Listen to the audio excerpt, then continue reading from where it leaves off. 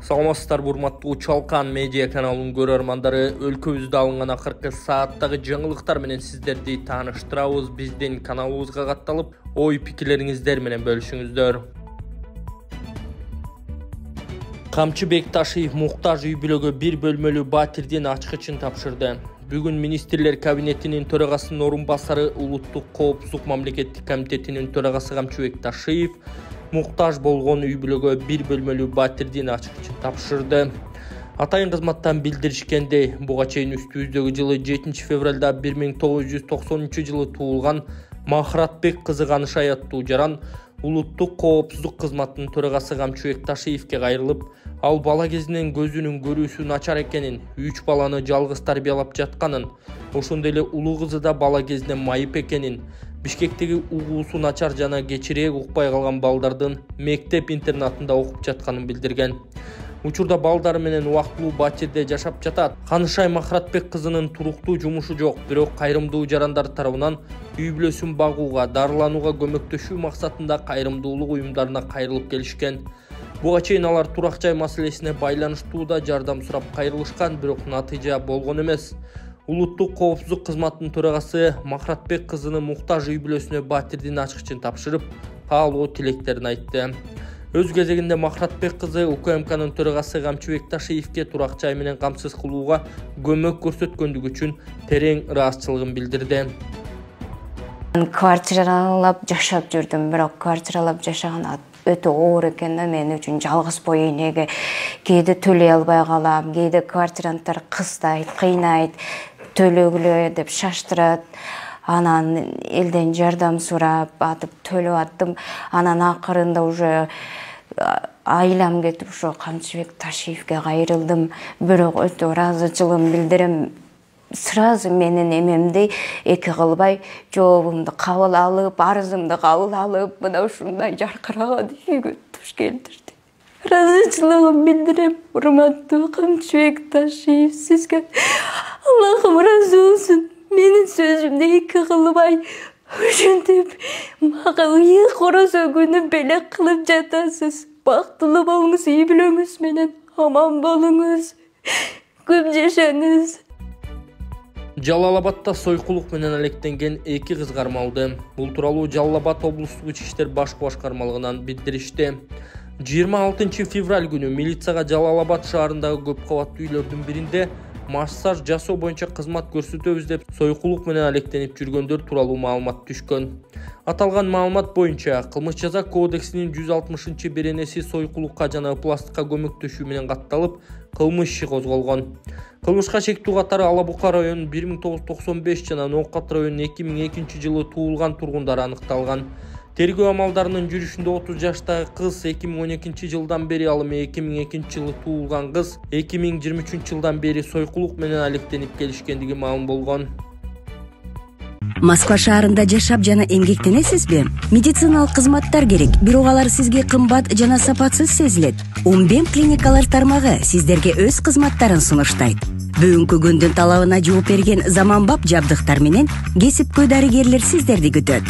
Бизде сиз стоматолог, тиш дарылоонун бардык түрлөрү, уролог, невролог, лор, терапевт, хирург, окулист, педиатр, УЗИ жана башка дарыгерлердин кеңешин алып дарылануу мүмкүнчүлүгү бар. Умбем клиникалар тармагы бул жогорку сапаттагы медициналык жабдыктар менен камсыз болгон профессионал дарыгерлер. Сиздердин ыңгайлуулук үчүн Умбем клиникаларынын Москва шаары боюнча 3 медициналык борбору иштейт. Өзүңүзгө ыңгайлуу даректи тандап медициналык кызмат алсаңыз болот. Ушул ай ичи бизге келип төмөндөгү кызматтарга арзандатуу менен медициналык кызмат алыңыздар. Ден соолугуңузга кам көрүүнү эртеңкиге калтырбаңыз. Умбем клиник Москва. УКМК параны жер тилке менен алган деп аткамнерди кармады. Параны жер тилке менен алган деп аткамнер кармалды. Бул тууралуу Улуттук коопсуздук кызматынан билдиришти. Маалымат калайга 2007 жылы Көкжар айылынан жарандарга 4,3 гектар айыл чарба жерлери бөлүнгөн. Бул жер көпкө чейин максатка ылайык пайдаланылбай, ээлери аны майда жер тилкелерге бөлүп, жеке турак жай куруу үчүн сатууну көздөшкөн. Трансформацияга мүмкүнчүлүк болбогондуктан Аламедүн филиалынын директорунун орун басары жер тилкесин трансформациялоого көмөк көрсөтүүнү сунуштап, Сыйлык пара катары ошол эле аймактан 15 соток жер тилкесин алган. Аталган жер тилкеси шектүүнүн жээнине катталган деп айтылат маалыматта. Аткаминер УКМКнын убактылуу кармоочу жайына камакка алынды. Камчы Бекташиев 12 жылдык окууга каршы экенин айтты. УКМКнын төрагасы жана министрлер кабинетинин төрагасынын орун басары Камчы Бекташиев 12 жылдык окуу системасына каршы экенин айтты. Ал мындай пикирге жүргүзүлгөн тийиштүү аналитиканын негизинде келгенин айтты. Ташиевдин кебинин урунттуу учурлары: бизде мектептеги билим берүү начарлап кетти. Ушул түйшүктү чечмейинче башка системага умтулуунун кереги жок. Бул системаны жактагандар чет мамлекетке барып окууга ыңгайлуу болот дешүүдө. Бирок статистиканы алып карай турган болсок, балдардын 3-5% гана Европага, Америкага барып окуйт экен. Калгандары КМШ менен өз өлкөбүздө эле жогорку билим алууну улантышат. Финансылык экономикалык жактан да өтө көп зыянга учурап калабыз. 30 миңден ашык кошумча мугалим, 200-дүн тегерегинде кошумча мектеп керек болот. Биз алдыңкы мектептерди жоюп, чабал мектептерге теңеп салдык. Бул да чоң көйгөй болду. Ташиев мындан тышкары окуу жайлардагы коррупцияны дагы жоюу зарылдыгын белгилеген. Билим берүү жаатында өтө чоң кооптуу абалга бара жатабыз. Анткени окуу жайлар байлык топтоо системасына айланды. Окууга барбай эле диплом алгандар көбөйдү. Университеттен 200 эмес таза эмгеги менен 20 гана студент диплом алса, ошол алда канча мамлекет үчүн пайдалуу, деди Камчы Бекташиев. Ал ошондой эле ар бир окуу жайды текшерүүгө да жетишээрин кошумчалады. Адылбек Касмалиев иш сапары менен Тажикстанга барды. Министрлер кабинетинин төрагасы Адылбек Касмалиев иш сапары менен Тажикстанга барганын өкмөттүн маалымат кызматы билдирди. Кабарда бул бир күндүк сапар экени айтылган. Касмалиевдин аэропорттон коңшу өлкөнүн премьер-министринин орун басары Зиезода Сулайман тосуп алды.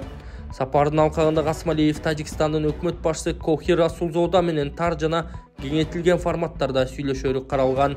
Жолугушуунун жүрүшүндө Кыргызстан менен Тажикстандын ортосундагы эки тараптуу мамилелерди чыңдоо, соода-экономикалык, энергетикалык, транспорттук жана маданий-гуманитардык тармактарды камтыган кызматташуунун келечектүү багыттарын кеңейтүүгө багытталган маселелер талкууланары айтылды. Мындан тышкары, Касмалиев Тажикстандын гидроэнергетика тармагындагы тажрыйбасы менен таанышуу үчүн Рогун ГЭСине бармакчы. Жогорку кеңештин транспорт министрлигинин ишин текшерүү үчүн комиссия түзүлмөй болду. Жогорку кеңештин транспорт, коммуникациялар, архитектура жана курулуш боюнча комитетинин жыйынында депутаттар транспорт министрлигинин ишмердүүлүгүн иликтөө боюнча комиссия түзүүнү карады. Эл өкүлдөрү ведомствонун ишмердүүлүгүн иликтеп чыгууну мерчемдөөдө. Комиссияга ким мүчө болуп, канча адам кирери комитеттин кийинки жыйынында карала турган болду. Жол фонду боюнча мыйзам каралып жаткан учурда депутат Улукбек Ормонов жумушчу топ түзүп, транспорт министрлигиндеги кошумча түзүмдөрдүн ишин текшерип чыгууну сунуштады. Мамлекеттен бөлүнгөн каражаттын дайыны жок. 2023 жылы транспорт министрлиги менен келишим түзүп, жумушту аткарып, акчасын ала албай жүргөн ишкерлер бар. Булар мынча чакырым жолду бүтүрдүк деп доклад берип жатышат. Аны бүтүргөн кишилер ар бир кабинеттин эшигин каккылап, акчамды кимден алам деп жүрөт, деди Улукбек Ормонов. Буга отурлай эле депутат Бактыбек Сыдыков аталган фонд азыр жөн эле акча бөлүштүрүүчү орган болуп, райондордо жол салынбай калганын айтты. Менин банк номерим 0551 091992 Кларашы деп чыгат. Сбербанкым дагы ошондой Кларашы деп чыгат. Мен сиздерге кайрылып жаткандын себеби ушул 6-7 жылдан бери ушул балам менен алектенип келип атам. Бул баламдын диагнозу гидросефалия. Түркия элине барып, буну операция кылдырышым үчүн $30,000 каражаты керектелет экен. Башка балдарды көрүп мен дагы ушул балам эшеликке чыгып ойносо экен дейм. Кыргыз элим ушул Кайдыгер Карабаев ушул балама дагы жардам берип коюшуңуздарды өтүнөм. Ушул балам эл катары басып, жүгүрүп ойноп кетпесе дагы өз алдынча басып, өз алдынча тамак жеп калса дейм. Бул менен теңдүүлөр быйылкы жылы мектепке барганын көрүп, мен дагы ушул баламды жок дегенде ошолордун арасында ойноп калса экен деп ниет кылам. Кайдыгер карабайсыздар деп үмүт кылам. Мен өзүм ушул баламдын тынчтыгын ойлоп квартирада турам. Өзүм жалгыз бой энемин, 2 уулдун апасымын. Сапарга азыр эч нерсем жок. Өзүм жүгүрүп барып, идиш жууп, ара чоруда официанткалык кылып иштеп келем. ушулардын кемкөсүн кылам. Ошондуктан сиздерден өтүнүп кетерим, ушул балама кайдыгер карабай, аз да болсо жардамыңыздарды берип, бизди дагы ошо Түркия элине барышыбызга себепчи болуп калышыңыздарды өтүнөм. Канчалаган инсандар жакшы болуп келатат. Ошолордун катарында менин балам дагы жакшы болуп кетсе экен деп ниет кылам.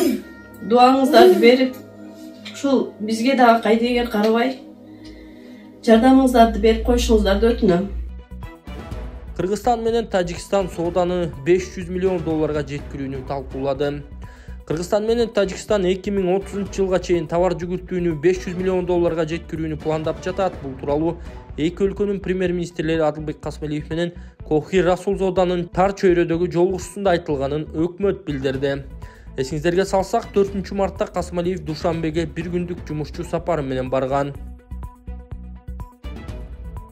Россиядагы 5 айылдагы уулуу калдыктарды зыянсыздандырууну каржылайт. Бул тууралуу өзгөчө кырдаалдар министринин биринчи орун басары Азамат Мамбетов билдирди. Анын айтымында Кажысай жана Миңгуштагы уран калдыктары сакталган жайларды зыянсыздандыруу үчүн акча бөлүп иштер дээрлик аяктаган. Буга кошумча Россия 2 миллиард 141 миллион рубль бөлүүгө макул болгон. Төмөнкү калдык сактагычтар зыянсыздандырылат. Ысык көл облусунун Кажысай айылындагы Штольня жана Шахта калдык сактагычтар. Ош облусунун Ноокат районуна караштуу Караташ айылындагы калдык сактагыч, Жалал Абад облусунун Таш көмүр шаарынын Кызылжар айылындагы 3 калдык сактагыч, Жалал Абад облусунун Чаткал районунун Сумсар айылындагы 3 уулуу калдык сактагыч, Баткен облусуна караштуу Кадамжай районунун Кан айылындагы 2 уулуу калдык сактагыч. Министр бул объектилердин радиоактивдүүлүгү чек арага жана корголуучу жаратылыш аймактарына жакындыгы эске алынып, тандап алынганын кошумчалады. Өкмөт Кристалл заводундагы хлорду утилдештирүү үчүн Росатомго кайрылды. Өкмөт Кристалл заводундагы хлорду утилдештирүү үчүн Росатомго кайрылды. Бул тууралуу өзгөчө кырдаалдар министринин орун басары Азамат Мамбетов билдирди. Анын айтымында Таш көмүр шаарындагы заводко компаниянын адистери келип техникалык аудит жүргүзүп сунуш берген. Техникалык сунуш боюнча министрлер кабинетине маалымат берилди. Учурда Россия тараптан каражат бөлдүрүп, хлорду утилдештирүү боюнча Росатом менен сүйлөшүүлөр жүрүүдө. Утилдештирүүнүн 2 түрү бар экен. Биринчиси химиялык, экинчиси коопсуз жайга ташып чыгуу ыкмасы, деди Мамбетов. Химиялык утилдештирүү үчүн 172 миллион рубль, сыртка ташып чыгууга 300 миллион рубльден ашык акча керектелет. Эске салсак, аталган завод былтыр мартта мамлекеттин балансына кайтарылган. Анын айтымында 80 тоннага жакын зыяндуу химиялык уулуу заттар сакталган.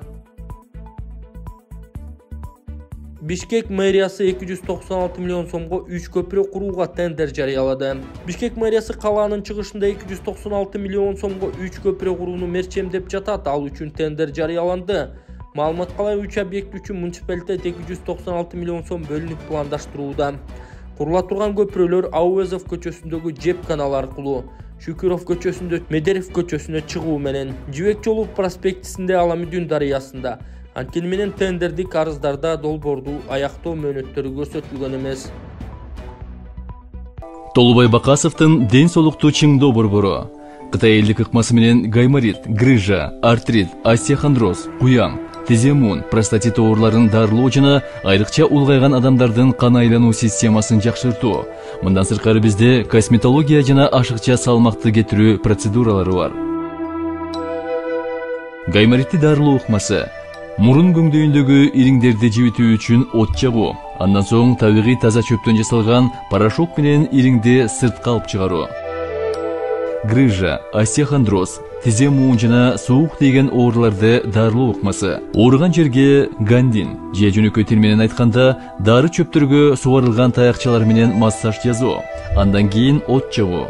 От жаккан соң атайын табигый чөптөрдөн жасалган дары майларын шыбап, денедеги токсин, туз жана вирустарды чыгаруу. Дарылоо мөөнөтү болжол менен 10 күн. Келип 100% кепилдик менен ден соолугуңузду чыңап кетиңиздер. Кененирээк маалымат алуу үчүн экраныңыздардагы номерге кайрылыңыздар. Былтыр Кыргызстан менен Свердлов облусунун товар жүгүртүүсү 130 миллион доллар болду. 2024 жылдын 11 айында Кыргызстан менен Свердлов облусунун товар жүгүртүүсү 130 миллион долларга жетти. Бул тууралуу Кыргызстандын Россиядагы өкүлү Айнур Сманов Спутник маалымат борборунда өткөн брифингде билдирди. Эске салсак, Кыргызстанга Россиянын Свердлов облусунун губернаторунун орун басары Василий Козлов баштаган делегация келген. Сманов Свердлов облусу кыргыз экспортунун эң көп жөнөтүлүүчү аймактарынын бири экенин белгиледи. Курулуш министрлиги башкы пландарга 2,4 миллиард сом бөлүүнү суранууда. Курулуш, архитектура жана турак жай коммуналдык чарба министрлиги 2030 жылга чейин бюджеттен 2 миллиард 400 миллион сом бөлүүнү суранууда. Коомдук талкууга чыгарылган токтом долбоорунда каражат калктуу конуштардын башкы пландарын иштеп чыгууга жумшалары айтылган. 2018-2025 жылдарга калктуу конуштардын башкы пландарын иштеп чыгуу боюнча программа бекиген.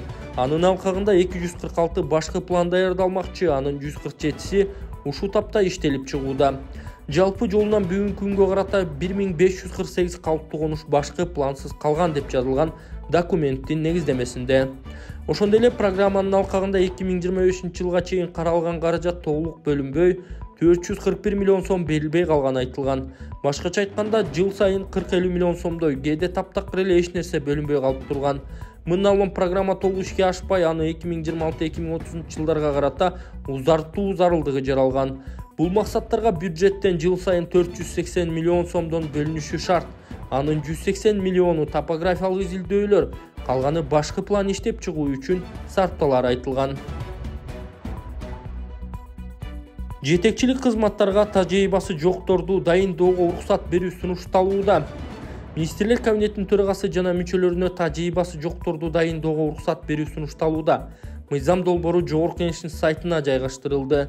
Документти депутаттар Марлен Маматалиев, Бактыбек Сыдыков, Улукбек Ормонов, Акылбек Түмөнбаев, Динара Ашимова, Бекмурза Эргешев, Кундузбек Сулайманов демилгелеген. Атап айтканда, министрлер кабинети жөнүндө конституциялык мыйзамдын 8-беренесинин 1-бөлүгүн толуктоо сунушталууда. Кызматтык зарылдык болгон учурларда министрлер кабинетинин төрагасынын жана башка мүчөсүнүн, аткаруу бийлигинин башка орган жетекчисинин кызмат ордунун ушул бөлүктүн 1-абзацында көрсөтүлгөн иш стажына карата талаптарды эске албастан тийиштүү иш чөйрөсүндө кесиптик тажрыйбасы бар адамдар ээлей алат деп жазылган мыйзам долбоорунда. Демилгечилер өзгөртүү мамлекеттик кызматтан башка тармактарда жетишкендиктери барларды аткаруу бийлигине тартууга мүмкүндүк түзүлүп жатканын белгилешкен.